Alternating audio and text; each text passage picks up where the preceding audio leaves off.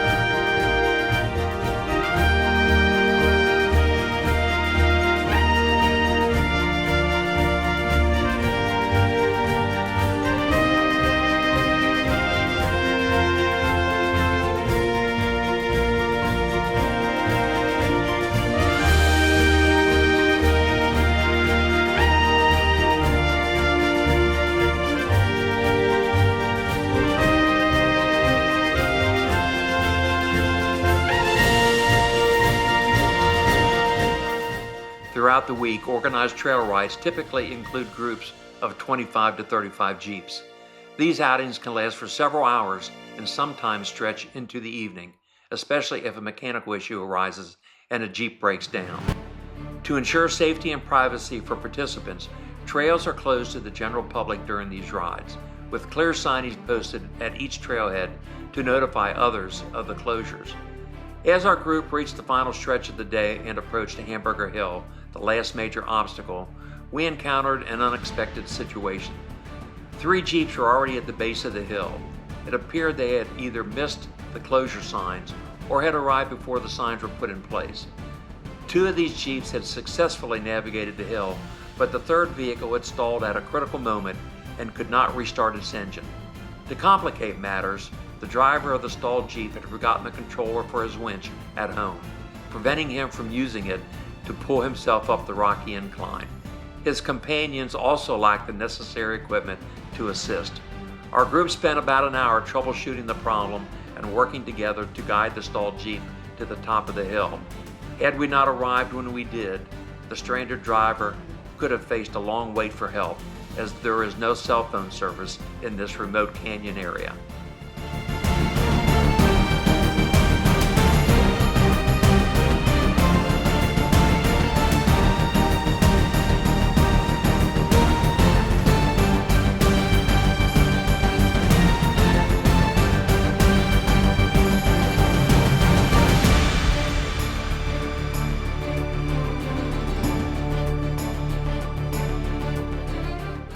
The general rule is you have 3 tries to get over an obstacle. After that, you have to either winch yourself up or have a Jeep in front of you attach a strap and pull you up over. This Jeep obviously used up his 3 tries and elected to use his winch to winch himself up the hill.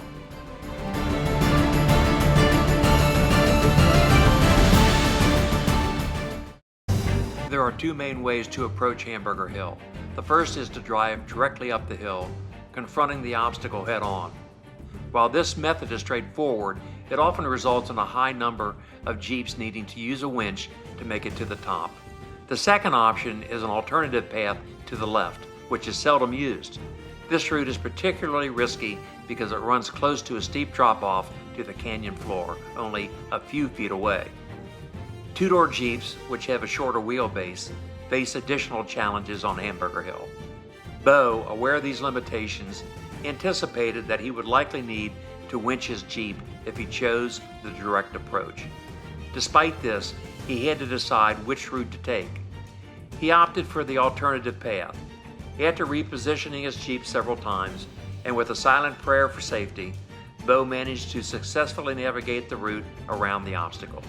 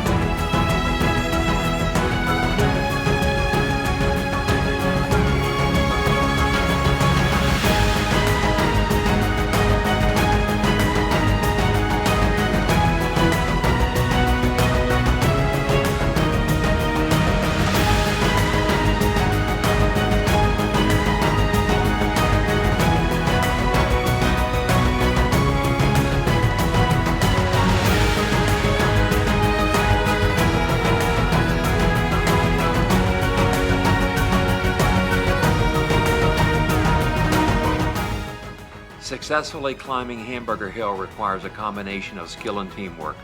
Drivers must carefully choose the most effective line, applying subtle gas pedal inputs to maintain traction and control on the rocky surface. Having a reliable spotter is essential, as they help guide the vehicle and provide real-time feedback to avoid hazards. During Bo's attempt, Henry repeatedly encouraged his father to use the winch as a backup, but Bo's determination paid off. With persistent effort and the right technique, Bo managed to conquer the obstacle without resorting to the winch.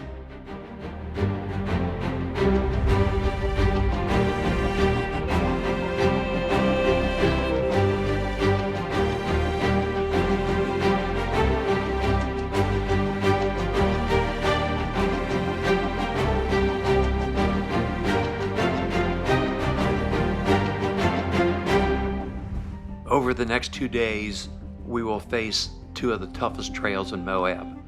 What have we gotten ourselves into?